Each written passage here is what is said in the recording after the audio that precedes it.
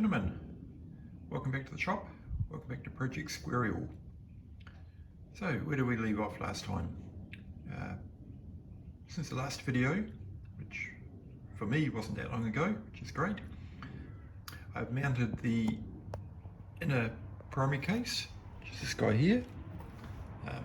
It's one of the few bits on the bike where I've actually used a sealant between the two halves because there's oil in the bottom to lubricate the primary chain, and it does short leak out.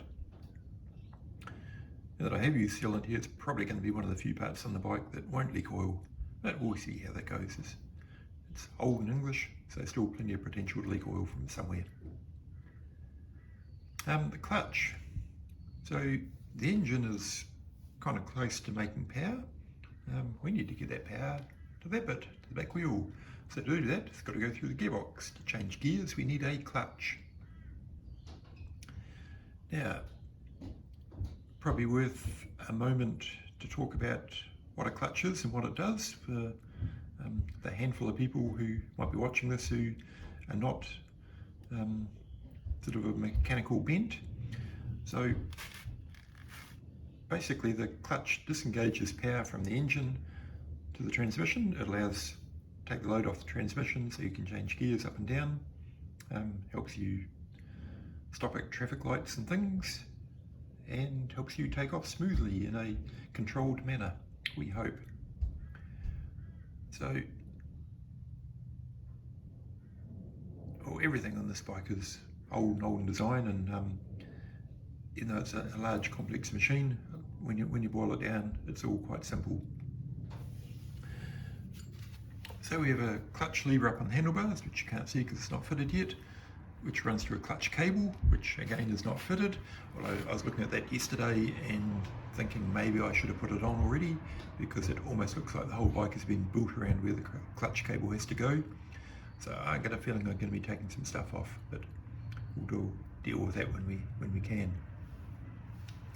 So on the other side of the gearbox down there is a Fulcrum Lever.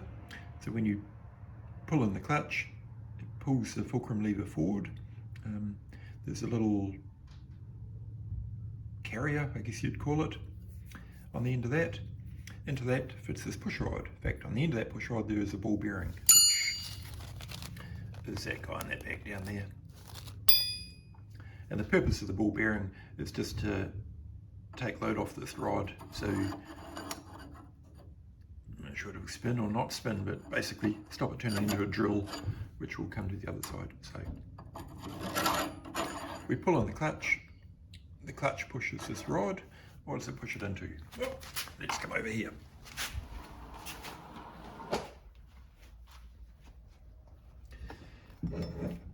Over here we have, I don't even know what the terminology is. We'll call it the clutch basket, I think we'll call it. So in here we have a series of plates. We have metal plates and fibre plates. Now, digging through my boxes of stuff, I found a set of clutch springs and a set of brand new clutch plates. Now, I don't remember buying them, so I'm guessing I've had them for a very, very long time. So I don't even know if that makes them new old stock, but probably very old new stock, I think. Interestingly, when I took the spring and compared it with the springs that came out, way different. What I'm thinking is that it's had a sidecar fitted at some stage and someone's put a heavier clutch in. So what I'm going to do, I'm going to use the springs that I know are genuine Ariel, at least I hope they are, try them. If it doesn't work, I'll hang on to my old heavy ones and we can put them in. It's easy enough to do that if we have to. The other bit I'm not super happy with is, again, I'm not sure what we'd call that, carrier maybe. As you can see, it's quite marked in there where the steel plates, little indentations have been rattling. It's not going to stop it from working, but it may kind of grab a bit and cause the clutch to grab a little bit and be not quite as smooth as it could be. So I'll look at changing that. Again, it's something we can change. It's external. If we need to, we can do that. So going back to our clutch operation. This guy sitting on the output shaft of the gearbox, like so. That rod we saw, focus, thank you. That rod we saw earlier will run through the middle hole. We have our discs stacked up in here, that carrier in there, and we have that cover on there. That'll go on, and those springs sit in there. So the push rod pushes on the end of that. When you want to engage your clutch, or disengage your clutch rather, pull the handle, cable, fulcrum, rod, pushes that out against spring tension. Go out a bit so you can see. Push that cover out, and you're free to change gear, pull up at your lights, whatever. You want to take off, let go of the clutch lever, fulcrum goes back, the rod goes back, spring pressure will push this whole assembly down onto those friction plates, and you have drive to the back wheel. Simple.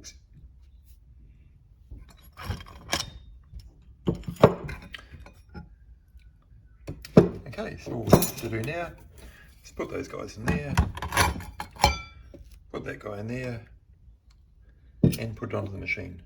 So I'm going to pause for a minute because I can't do that and hold a camera at the same time.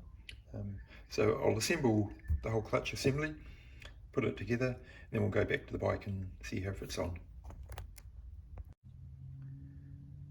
Right, so here we go, just like magic. Clutch pack is together and it is on. I have put the springs in and I'm just starting to tighten them up now. So I don't know if there's a standard depth that these should come out at. Maybe I should read the manual and see if I can find anything. I haven't seen anything to date, but maybe I just haven't looked in the right place. But the main thing here is you want all the springs to be tightened evenly. You don't want one super tight and the other one not tight at all. You'll end up with some, I don't know what will happen, probably a judder in the clutch, or it won't be even the way it releases and compresses again. So just go back to our magic rod, pull in the clutch lever, cable, fulcrum, rod pushes out, pushes that clutch cover through the rod, sits in the middle there, pushes it out against spring tension. That releases pressure off the clutch pack in here, and everything is free. Release the clutch, spring pressure will push the cover back down onto the first steel plate, then onto the friction plates, and that gives you drive.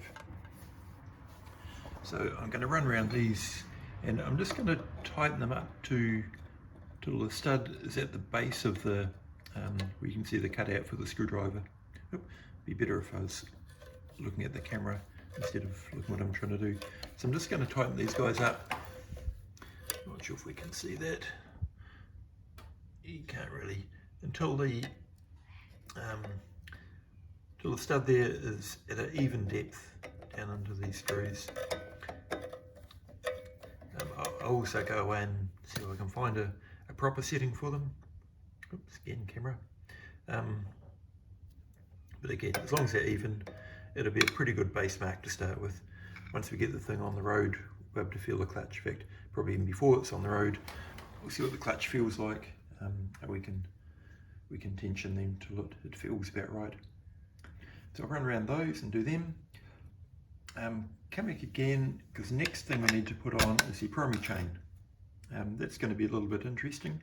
So I probably should have done that before the final drive chain, because I'm going to have to loosen that off to set the tension on the primary chain.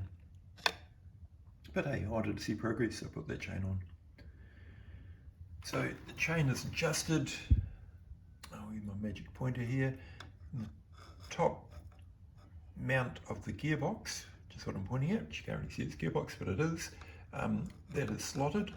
So we loosen off that nut there, and the gearbox is actually an adjusting nut down in there, which you might be able to see. You can screw the gearbox back and forward on its pivot. That will tighten or loosen the primary chain in here. So I've got a new chain. It's obviously one out of a box, so I need to cut it to length and joiner. There's a couple of tricks on that, and we will come back when I've got that set up and I'll show you the couple of tricks. Righto, chains. Pretty straightforward until they're not. So again, I'm assuming that most people, most of my audience will know how chains work and what they do and how they're made, but so I'll just do a quick 101 for maybe the people that don't know. So moving on to one prepared earlier, this is actually a bit of rear chain. So there's a couple of things we need to know. Chains are measured by pitch, which is the distance between two pins. For the rear chain, that's, what are we, 1/2 inch pitch I think these are.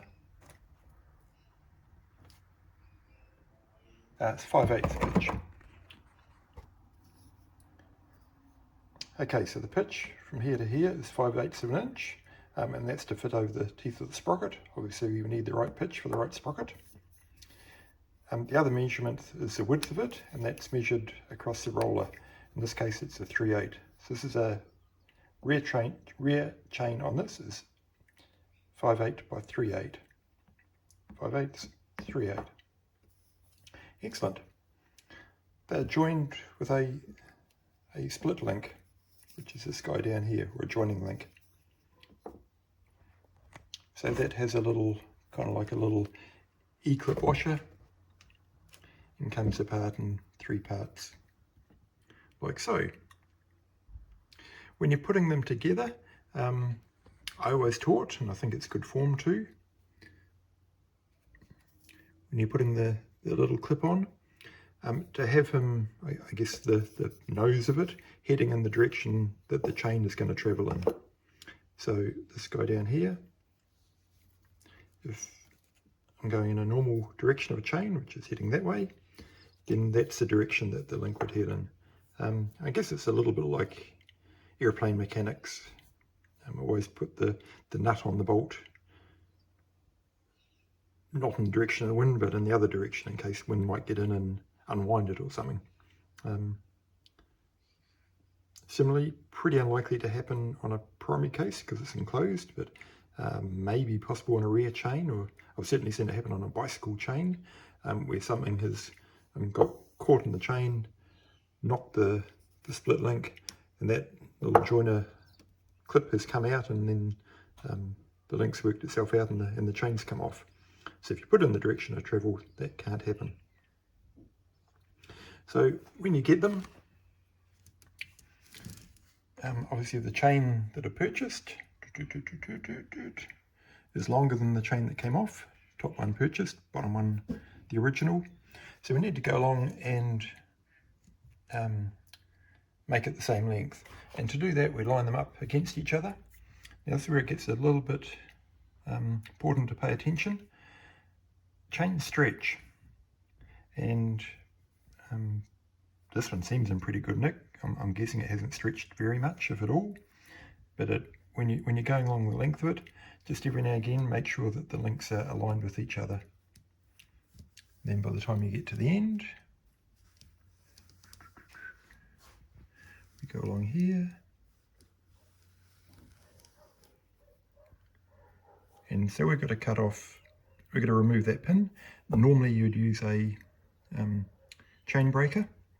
I don't have a motorcycle chain breaker, so I'm going to be a bit backyard mechanic on this one, and I'm simply going to grind the head of that pin off very gently with an angle grinder, and then tap the pin out. That allows us to break the link, which is what I did with the rear one. As you can see, grind marks on it. Tap the pin out. You can give it a bit of a twist sideways, and that'll break free. Then we'll have a little bit left over, and we'll have a chain the right length to fit. Now, I'm not expecting a lot of difference with this one, but I have seen them where you've gone through this method, you've got the right number of links and everything, and then when you compare the two chains after you've split it, it might be as much as half a link out. Like the old one has stretched half a link. I've seen them stretch even more. So if you're just laying them on the bench like that and not paying too much attention, you could very easily find yourself a link out, and then you'd struggle to get adjustment and you'd be scratching your head for ages. So we'll fire ahead, get a little grinder out, or a little Dremel, we'll just carefully grind and chop off that, knock that pin out, we'll split the chain, and then we'll join it up. You can see, you probably can't see, I've ground the top off the pin, I've pushed it almost through, and should just be able to give it a little bit of a tweak, and there we are, chain it out. If I was going to keep that link, I probably would have pushed the pin a little bit further, but you never want to push them right through because they're devilishly hard to get started again if you're not going right through. Got to do it again. Okay, now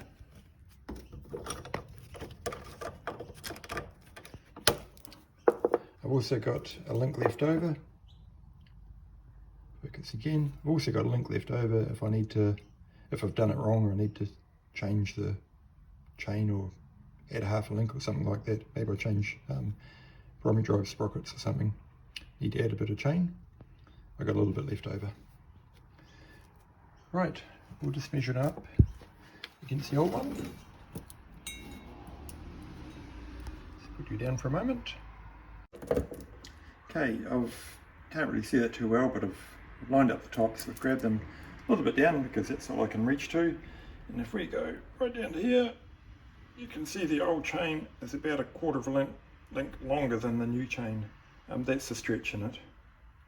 As I said before, it didn't look in too bad a nick. It'd be very easy for it to stretch half a link or even more. Right, we've got that. Let's go and put it on. Oh, which one was it again? I'll save the sometime later slide, and to say that was a big job getting the primary chain on.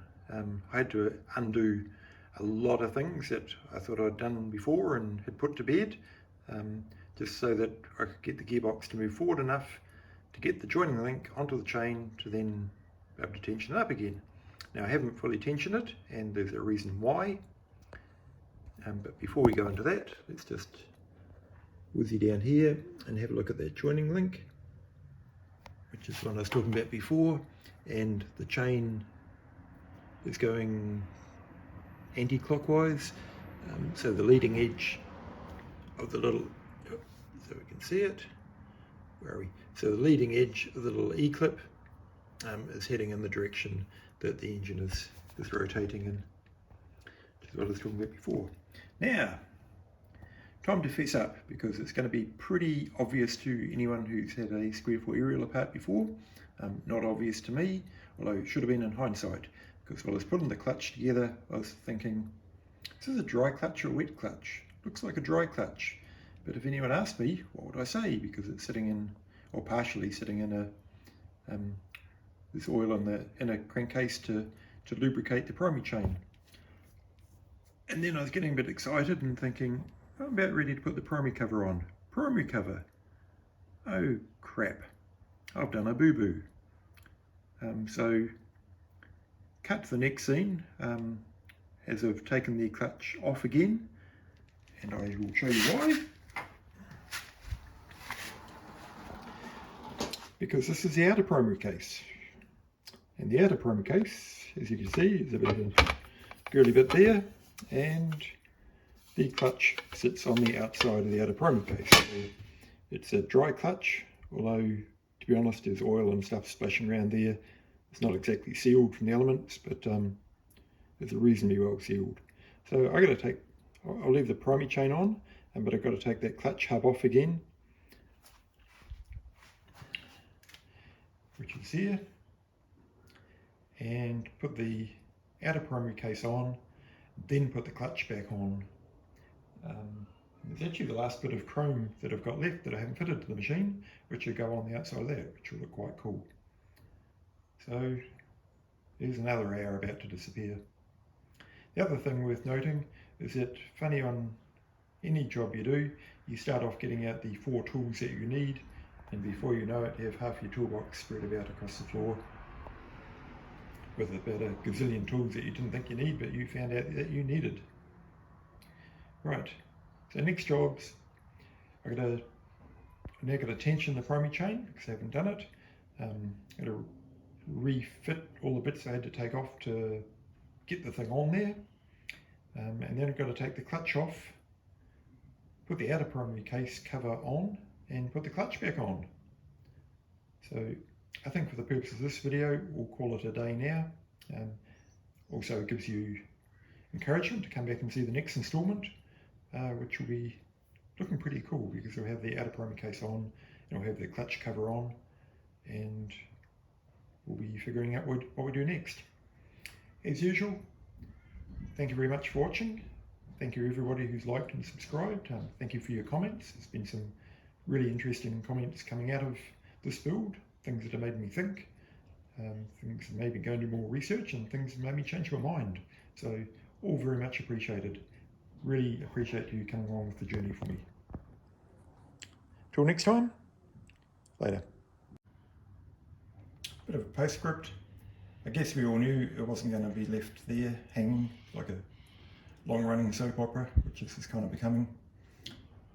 Even though it was past beer o'clock, we're going above and beyond the call of duty, I couldn't leave it just as it was, so took the clutch out, fitted the outer primary case, put the clutch back on, and fitted the clutch cover, which is the last bit from old mate Jeff and Phil at Shiny Bits in Geraldine, New Zealand. So that's the last of the chrome stack gone on, looking freaking awesome. Now, the screws holding the outer primary case on might look a bit chonky. I've actually got a new set on the water, so these are just temporary. So I'll trim back that gasket that's poking out a bit, fit the new screws, and that'll be another job done. Closer to being on the road. Back to that beer. Bye.